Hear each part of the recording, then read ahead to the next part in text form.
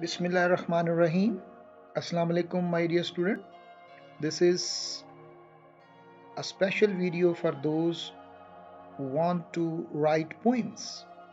This is the first poem I'm going to write for you, An Invisible Light, dedicated to my daughters. An invisible light, the light with the break of a day, is not the light we get love and pray.